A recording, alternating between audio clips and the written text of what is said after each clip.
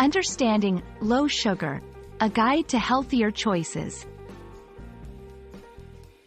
Hello, everyone. Welcome to our English language learning series.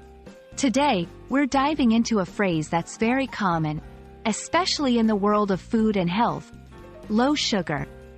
We'll explore what it means, its context, and how to use it correctly in English. So, let's get started. Low sugar is an adjective phrase used to describe food or drinks that contain a small amount of sugar. This term is particularly important for those monitoring their sugar intake, such as diabetics or health-conscious individuals.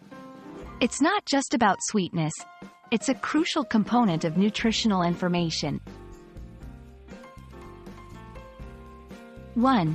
Nutritional labels. When you see low sugar on packaging, it indicates that the product has a lower sugar content than usual. 2. Dietary choices. People often use low sugar to describe their diet or food preferences, especially when they are trying to reduce sugar intake for health reasons.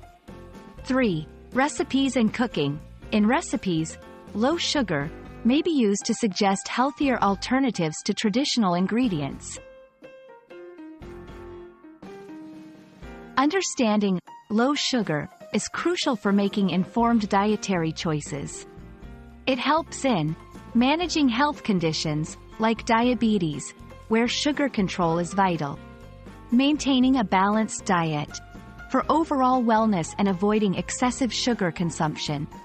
Making healthier choices, especially in a world where processed foods are high in added sugars.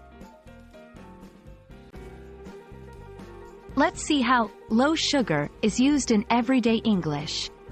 I prefer low-sugar cereals for breakfast as they are healthier. This yogurt is low sugar, so it's better for your diet. We're trying out a low-sugar diet to improve our health. I hope this video clarifies what low sugar means and how you can use it in your daily conversations, especially related to food and health.